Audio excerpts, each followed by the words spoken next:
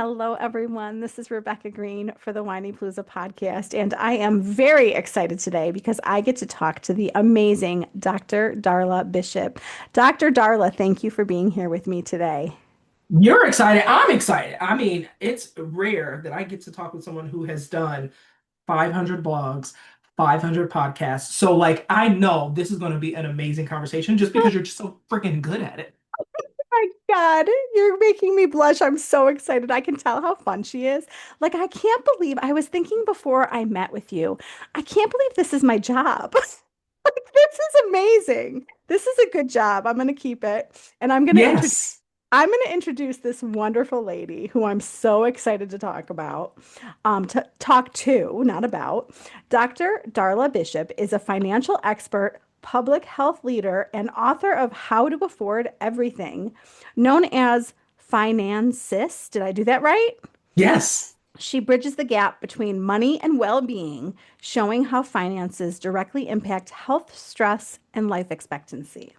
Raised in Detroit and educated at the University of Michigan and George Washington University, Dr. Darla brings both lived experience and research backed insight to conversations about financial wellness, resilience, and equity. Her work empowers individuals and communities to reduce financial stress and build healthier, more sustainable futures. So now everybody knows why I'm so excited to talk to you. This is a really good topic. I mean, this is a really needed topic. And, I know that you talk about the connection between money and health. Can you talk to us about when you first realized that those two worlds were so deeply linked? Yeah. So I grew up in Detroit and growing up as, a early teenager, young adult, I just recognized, I remember having this feeling, right? Like we're going through all of these things, like just things that were hard, people being sick, people not being able to work, people not being able to keep jobs, having food insecurity, having housing insecurity, right? And I remember thinking, like, we wouldn't be going through half of this if we just had more money. Because the women, frankly, Mm, who were really the holders of the checkbooks in the families, right, were super resourceful. They were so good at stretching and sharing and figuring out how to make it all work. And so it wasn't that they were bad at what they had, they just frankly didn't have enough. And I just right. remember having that feeling of, man, if we just had more money, my mom wouldn't be stressed out. Maybe she'd quit smoking. Man, if we Oh, just had more money, I wouldn't be so worried about whether I can go to college, even though I've been smart enough since I was a baby, right? And so when I mm. did end up getting to college and keeping and continuing to go to school, like there's actually data that shows that feeling that I had as a young teenager. It's true that when you're stressed about money, it colors every decision you make. It colors every choice, every option, every the way that you weigh things. So even when things get better, right? Maybe you are in a better situation, it still feels temporary. And so you end up using those skills that helped you survive when you're no longer in a survival state and it gets you in trouble. Because the things you have to do to survive, the money skills you use when you survive, have to be turned just a little bit so that they don't get you in trouble when you're no longer in survival mode. Oh, goodness. That makes total sense to me. Do you feel like you can give us an example? Like, how does that get us in trouble? Yeah, and so let's talk about credit. And Yeah. so when you're in survival mode, one of the things that you avoid, like the Dickens, is credit because you're like, look, I already don't have it.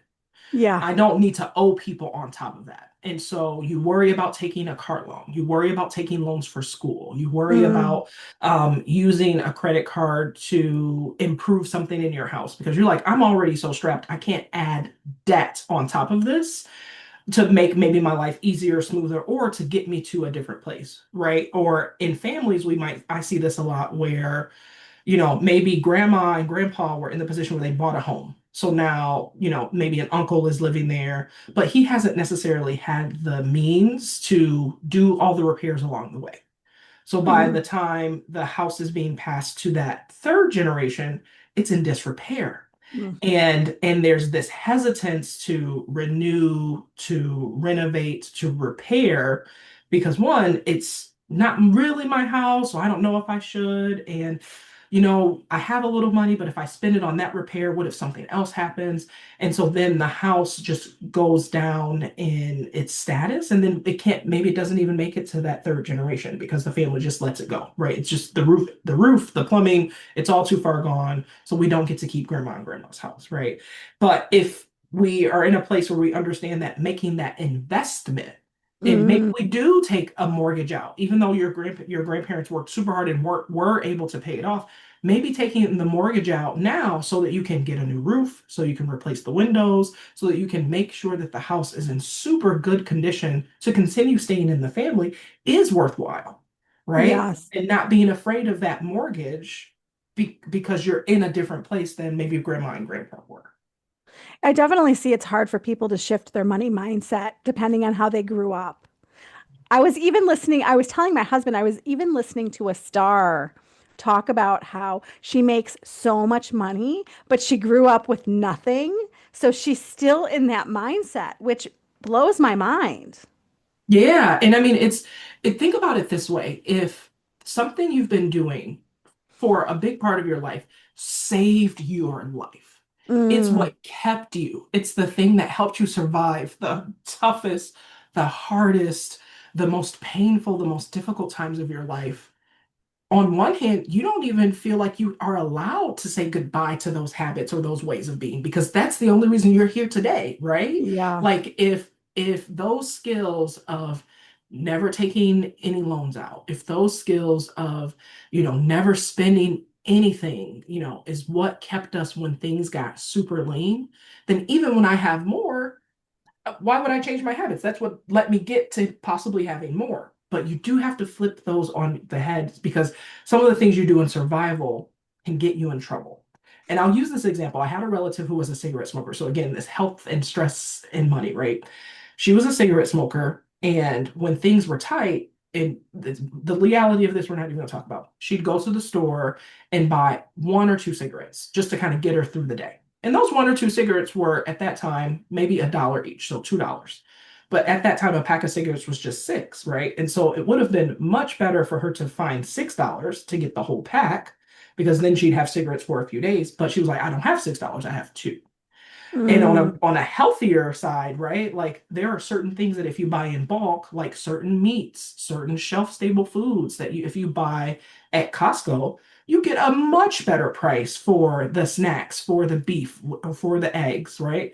But if you're like, but I don't have the money to buy 36 eggs, I have the money to buy 12. So I'm going to buy mm. 12, right? And so it's those things where when you have the ability to scale and come back, and to see that there's value in doing that and that it won't harm you, because what you had to do over here when you really could only afford 12 doesn't make sense when now you can't afford the 36 and it's actually just like 10 cents more than the 12.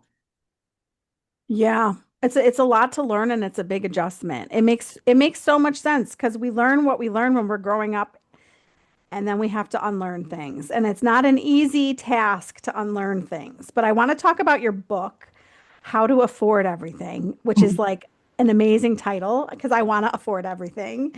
So tell us about the book. What inspired it? What's a message you're hoping people get from the book? Tell us about it. Yeah, so How to Afford Everything was born out of my journey with money. Like, once I got to college, I saw that I had classmates who were there, which meant that I was as smart as they were, right? We were there together. We're in the same setting, we're in the same classes, we're talking about the same things, but they had a completely different relationship, feelings towards, and habits with money. And I was like, oh, okay, so there is a completely different way I could be with money. And I would try to ask, like my roommate especially, oh, so what do your parents do? And did you work in high school? And they'd be like, these are weird questions. Like, are we going to the party or not? Like, and so I recognized, like, oh, okay, these other 17 and 18-year-olds don't know why they are not poor the same way I don't know why I am. And so I'm Mm, going to have to go to books. I'm going to have to go to books to figure out money because they can't really tell me about the money stuff that I'm noticing. So I'm just going to have to read books. So I started reading books about money even in college. And by the time I finished college, I had read enough books that I was like, okay, I've got a plan. And my friends who were starting to do their job searches or going to graduate school were like, we notice you always have money. How come you always have money? And I was like, oh, because I read this book and this book and this book. And so I do this part from that book, this part from that book, and this part from that book. So here's how I do it. And I'm happy to show you because I want you to have money too, because I want to do fun stuff. And if I invite you and you don't have the money, then I have to go do it by myself. And that's no fun. And so I was Mm. like, so I kind of started teaching my friends, here's how you set up your budget, and here's how you work on your spending, and here's the kind of bank accounts that would help you do that. And after a few of those conversations, I realized, oh, I needed the same information from everyone. I needed to tell them the same types of things. And so I made it into kind of like a checklist for myself. So every time someone Mm. says, oh, I think you can help me with my budget, I'm like, yep, do this part first. When you're done with it, we'll talk. And I kind of followed a script. And so after several years of doing that, I started doing workshops because maybe someone recommended me. And then I do a session for our interns. Every time at my day job we had interns, I say, "Hey, I know it's not really about money, but we're paying you. And so here's how to make sure that that money that we're paying you this summer lasts you way past this summer because we're paying you actually really well. And I'm really glad we're able to do that. And I want to make sure that money from your summer internship lasts you to next summer or maybe even beyond. Mm. And here's the different ways you can make that happen." And someone said, "Well, you should write a book." And I was like, "I agree." I agree too.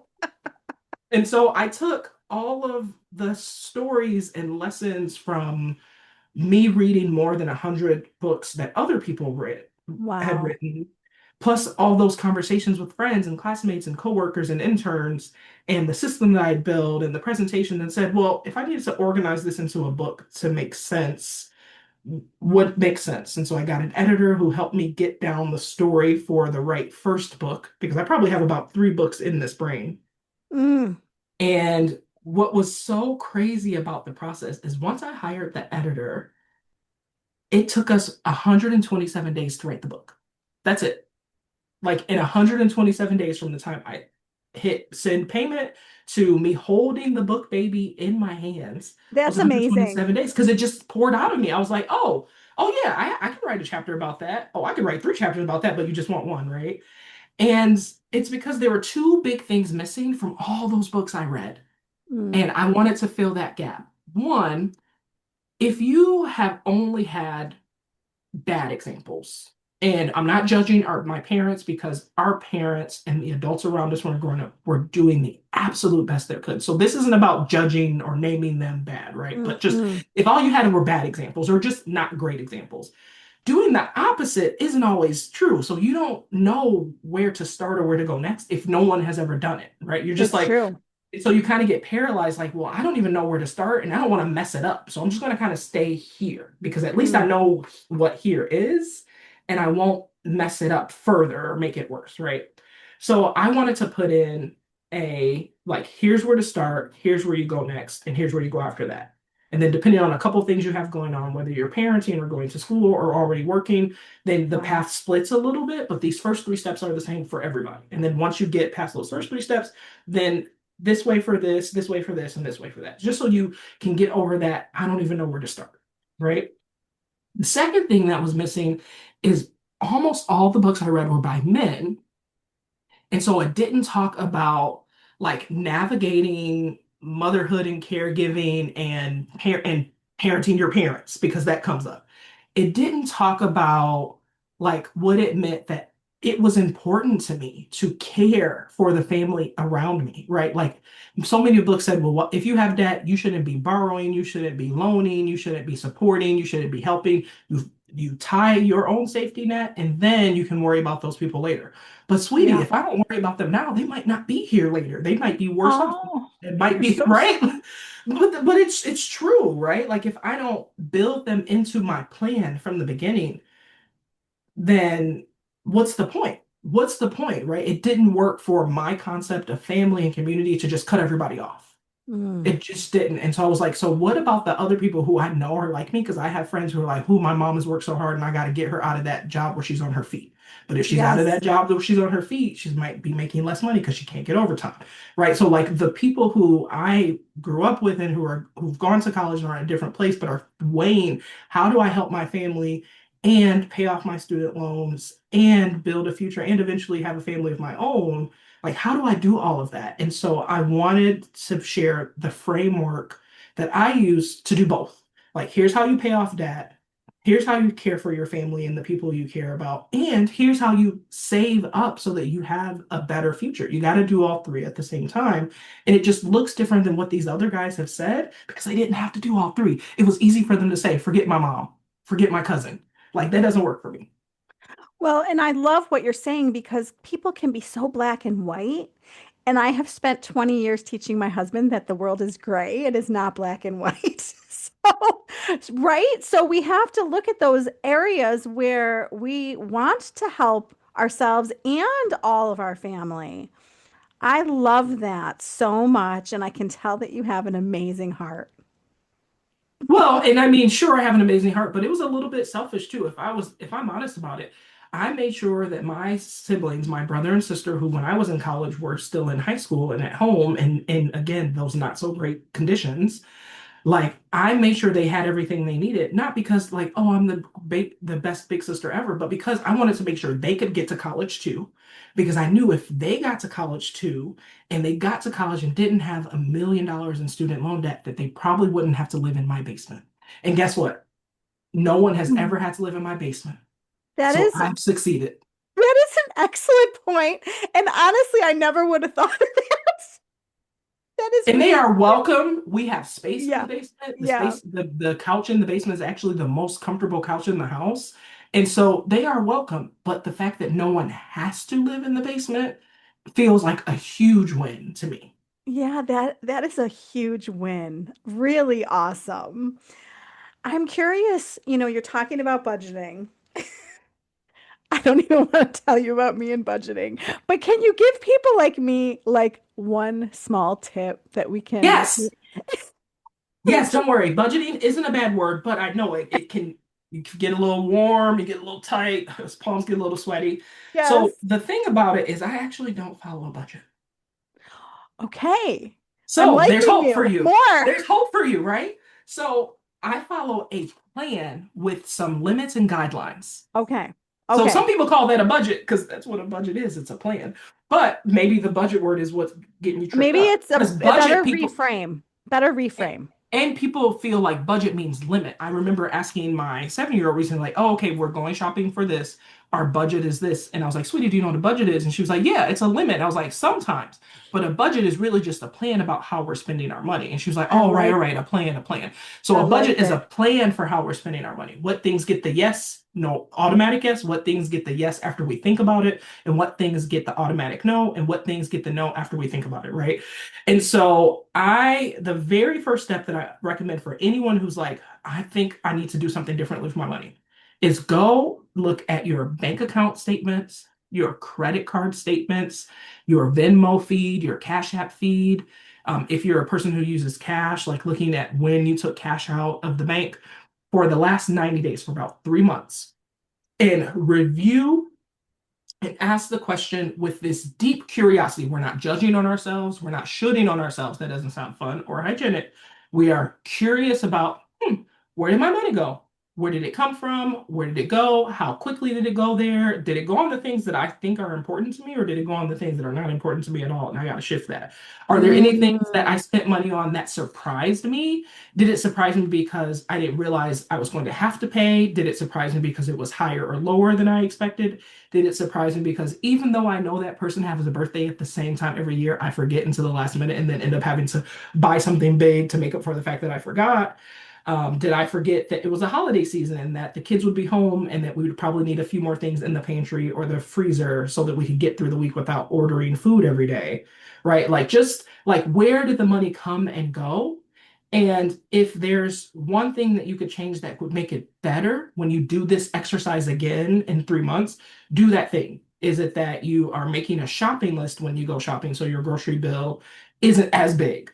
Is it that you are making a schedule of everybody who's important's birthday so you just can get ahead of it? So that if you know there were a bunch of birthday parties last year in May because for whatever reason your kid has a lot of birthdays in May, that in April you're hitting the the toy clearance aisle to see if they've got any $5, $10 toys so that you got a present to give and you aren't at the store on the way spending $35, right? Like, Right. what can you get ahead of or make a plan for ahead of time? And your calendar is like your best friend in doing this because, especially if you use an electronic calendar, you can go back and say, we did have like 3 birthday parties that month. So what's my plan for that? Are we going to all of them? Are we giving gifts? Or are we going to like make fun little gift certificate that says, Mom, day out, I will take the kids to an experience as long as you give me 2 weeks notice because parents love those gifts and don't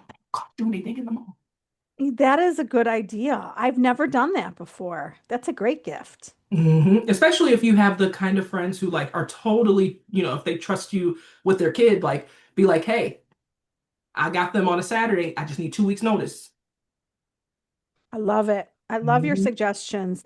And I love that you made it feel so manageable because I feel like I turn splotchy when it's the word budget. Yeah, and I mean, I don't want to make it sound Pollyanna and easy because it is, especially that very first time, it is nerve-wracking. Like, oof, what am I going to see?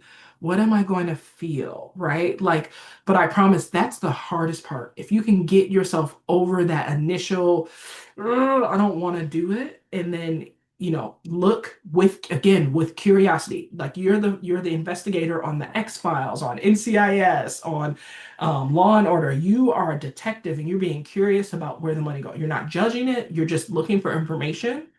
And once you have the information, you can make a couple of decisions that might change everything. Yeah, I mean, even when I looked, I was like, really? Do I go to Starbucks that many times? So that was good for me to see with my girls. And I talked to my girls about it. And I was like, I'm not saying we can't go. I'm just telling you we're not going to go as often, Mhm. right? Yeah, or it might mean that we use the credit card that gives us Starbucks points, or we make sure that maybe we put ourselves on a limit by putting money on our Star card. So it's like, hey, once that $20 is gone for the week, oh, we're out of Starbucks money this week, but it's okay. It'll refresh on Monday, right? Yeah. And I'm going to tell you, I let them have it this morning, and I want to tell everybody it was $19 for 3 drinks. Mm. So that is not something that I want to do multiple times a week. I'm just saying. Right. So, yes. See, I'm making a little shift. A little shift. That's right. So, tell us how financial stress shows up in our mental health and our physical health. So in our mental health, it's hard for us to focus on other things. We're like constantly thinking, will I make rent? Or what am I going to do about that bill? Or, oh, can I tell the kids yes to that? And if I do tell the kids yes to that, what will that mean I have to change or shift or delay or stop, right? So there's just that mental load, right? Like, and this is, you talk to and about parents all the time. That mental load is so Yes. heavy for a lot of us. And so you just add more to it. And then physically, it means you're tired. You're tired all the time. You're already tired from parenting. You're already Yep. tired in for whatever it is you have to do to show up for your family, whether that's working, whether that's keeping the house clean and organized, whether that's meal prepping and packing lunches and dropping off, right? Like you're already tired from the labor of parenting, and now you Yes. have the extra physical drain of being worried about money and whether you can even do all those things that you need to do and that you want to do for your family. And so Yeah. if you can get yourself on a plan that meets your life, not what someone says your life should look like, not what books tell you it's supposed to be, not even what your parents say, because frankly, your parents had a completely different life setup than you have. Just in the matter of fact that you're raising kids, you're living life in 2025, 2026, and they weren't, Yep. that like you got to figure out how to make it work for you. And the best thing about money, and I don't think people know this, is that there are actually a million and one ways to get it right. Mm, There I are a like that. million and one ways to get it right. I think we always are worried about getting it wrong, that we Yeah. forget that the other side of that is that there are actually a million and one ways to get it right as long as you follow a few principles. Pay attention to what you earn, spend less than you earn, save for the future. Like it, All the books come down to those three lessons. If you're reading a money book that doesn't have those lessons, you're not reading a money book, you're reading something else. And so Mm. pay attention to what you earn, spend less than you earn, and save for the future. And saving for the future can look like next week, we've got to take the kids to Starbucks because I promised. Or next year, I know someone's going to be doing the sport and we're going to have to buy all the equipment for it. Or 10 years from now, somebody's going to college. And even if I can't pay for the college, we're going to have to physically get them there. So that might mean a hotel and Mm. a U-Haul and at least a few books because maybe I'm not paying the tuition, but I want to set them up to have a great first semester, right? And so as long as you are doing those things, and especially the earning part, we forget that if we can raise our income, that can actually make a big relief because a lot of times you're like, well, let me cut my expenses. Well, in today's economy, cutting expenses might not be even possible. Like our grocery bill is really well calibrated.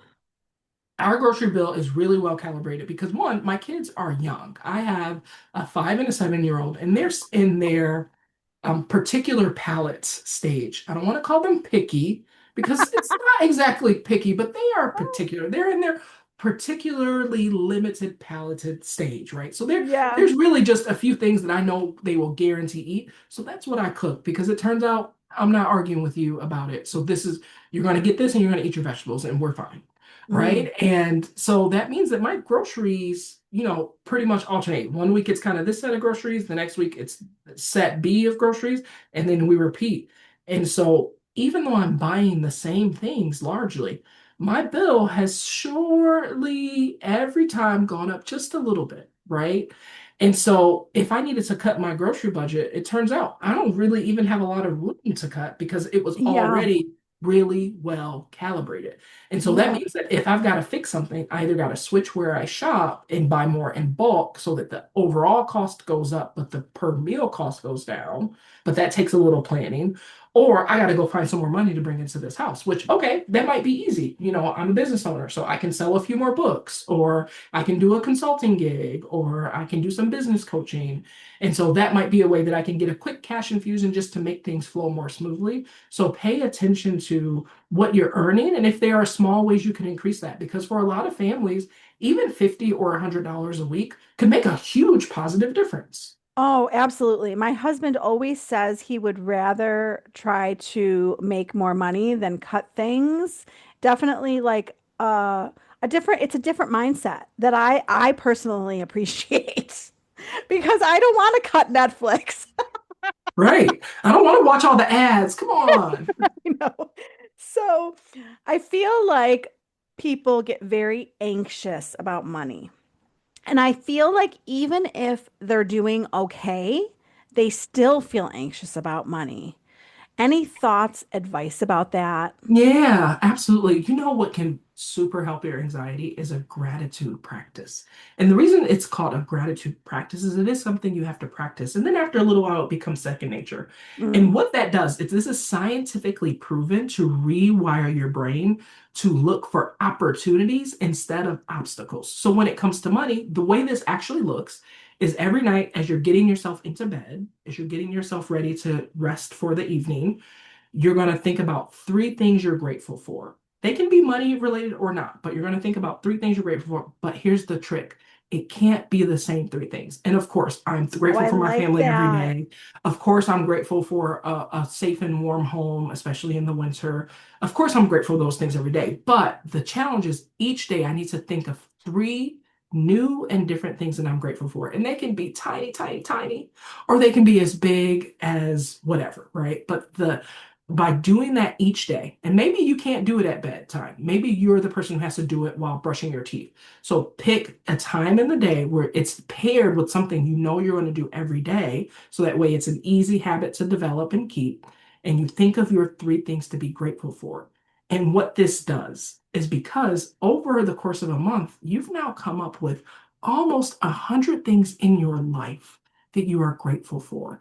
And you know that you have to look for something to be grateful for every single day.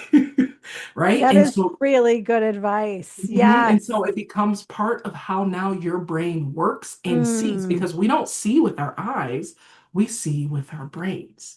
And so by adopting this gratitude exercise and paying very close attention to how you talk about money, you can change just all the things about money. So instead of being like, oh, money's so tight, or oh, we're broke, or we can't afford that, choose different words. That's not in our plan right now. We have to look to see if we can make that work. I've been bad with money in the past, but I'm getting better every day. Like just those small changes to how you talk about money paired with that gratitude exercise. In a few months, you'll be like, who am I? You'll say something to someone and be like, who just said that? Did That I is really really just say that? good.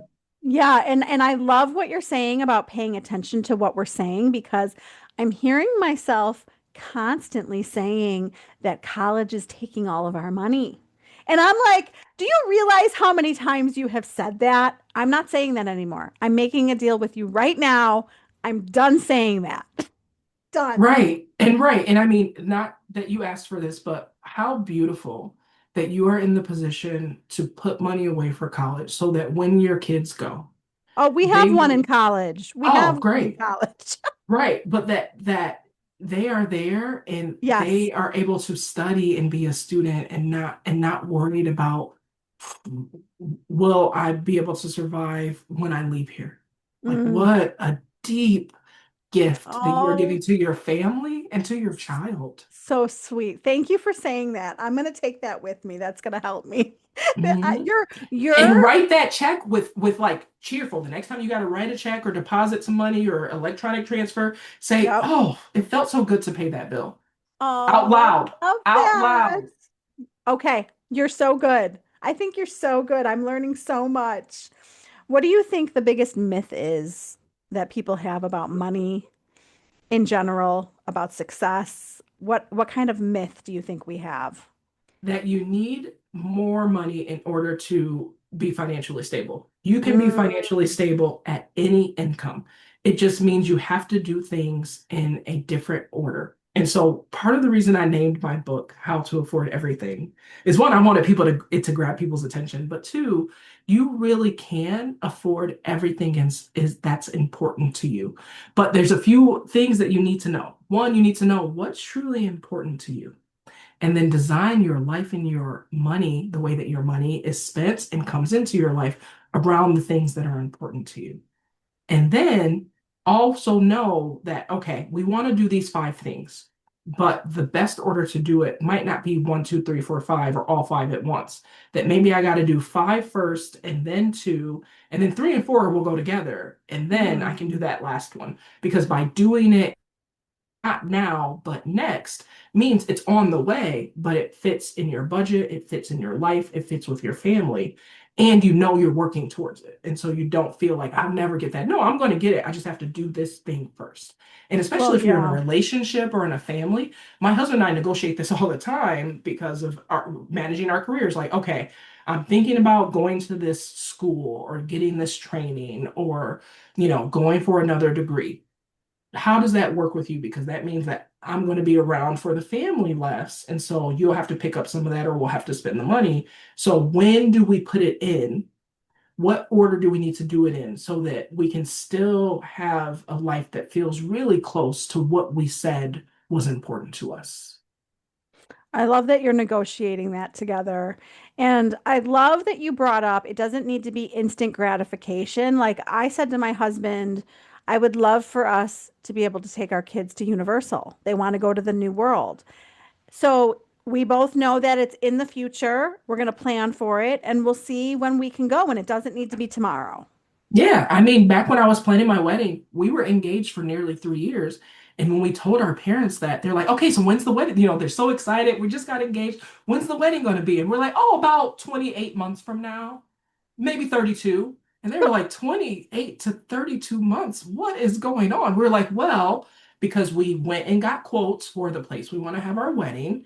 And because we don't want to use credit cards for it, we know that what Oh, what we can put aside every month into our special wedding bank account, we're going to need wow. somewhere between 28 and 32 months to save that amount up. And so then they were like, that's a long time to be engaged. We're like, okay, yep. I But am that's really impressed with you guys. That is some good planning. And so it took us about three, like when we finally got married, they were like, we've been waiting for this wedding forever. I was like, but isn't it glorious? I had a horse-drawn carriage. We were at a privately owned mansion. We got to spend the night with all of our friends and party and had a DJ.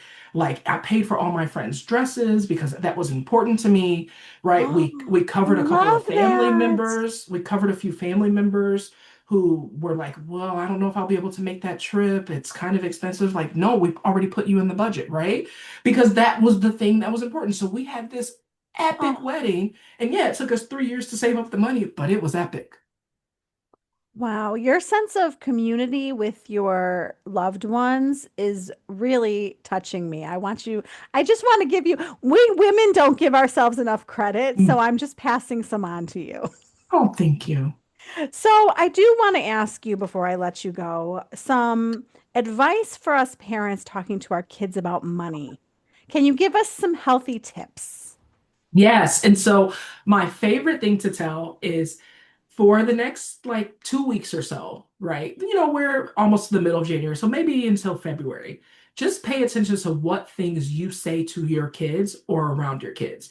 And what you don't think, it sounds like you have some kids who are the older teenage, so you probably believe they're not listening to you. I tell you Oh, they they're are. always listening to They're me. always listening, right? You're like, how did you even know that? How did you hear that? Where were you?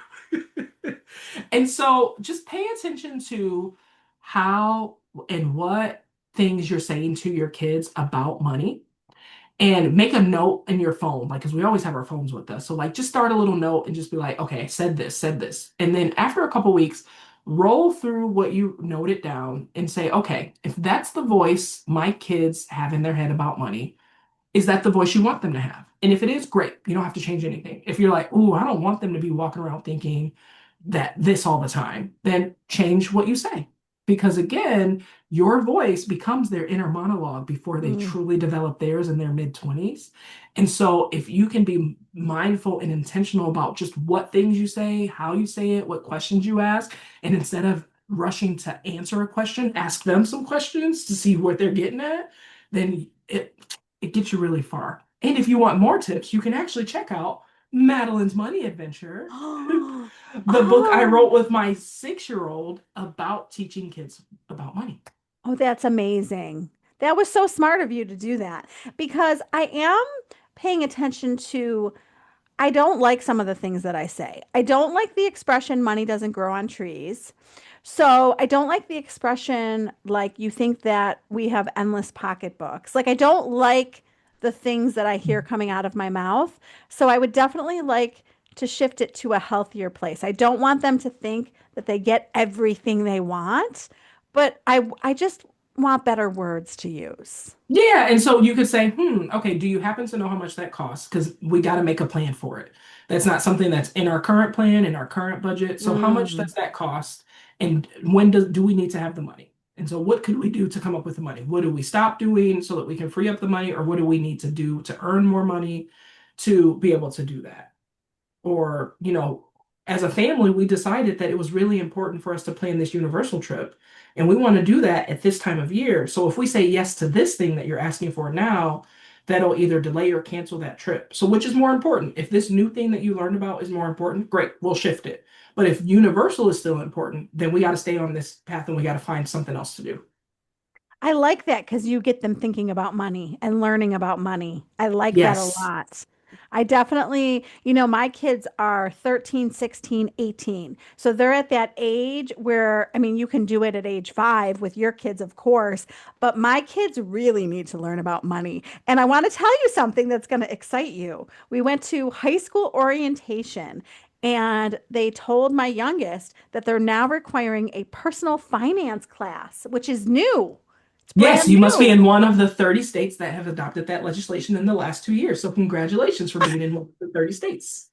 I mean, I was shocked because two kids through high school and they didn't do it. So this is new and exciting. Yeah, so maybe that kid will be the other the other kid's like advisor, which is great because you always need one.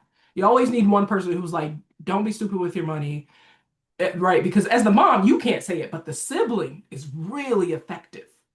Yes. That's why I Well, named myself FinanSis, because I'm like, not everybody listens to their mom, but you do listen to your sister. I was going to ask you, so thank you for answering that question. I was like, where did she get that from? That's so awesome. I love it. Well, I mean, I've asked you so many questions. You know, I could ask you a million more. Do you feel like there's something that I didn't cover that was important to ask you that I didn't ask you? Oh, I'm so good. I love this question. And thank you so much. I just want the person who's listening to know that in case no one has ever told you, there are a million ways to get it right. So build your life and your budget so that you feel good. You deserve to feel good. It's your right to feel good. And so go do it. Like you are the only person who gets to, has to, whatever, live in your body and live in your life. The other people are co-stars in your movie. And so design it. And if it's not what you want it to be right now, make small changes so that you get a little bit closer to that every month, every year. And then a few years from now, your life could feel and look exactly how you want it to. Love it. You're full of so much good advice. I'm literally eating it all up. Will you tell everybody where they can find you? Yes, please find me at darlabishop.com. There you can get all the links you need to find me. And then if you're more of a social person, it's my_finance sis, SIS on the end. Love it. Love it. Well, I feel very blessed that I got to talk to you today. You are full of so much wisdom, and I learned so much. So I have no doubt that the people listening are learning so much from you. So thank you so much. Thank you for having me. This is Rebecca Greene, and I want to remind everyone to spend every day laughing, learning, and loving. Thank you for tuning in to the Whiny Palooza podcast. If you like what you heard, please be sure to subscribe so you never miss an episode. While you are there, leave a review. I love to hear your feedback. Thank you so much for listening. Until next time. This show has been produced by Market Domination, LLC. To discover how you can have your own show completely done for you and turn it into a real published book and become the authority in your marketplace, go to www.marketdominationllc.com/podcast offer.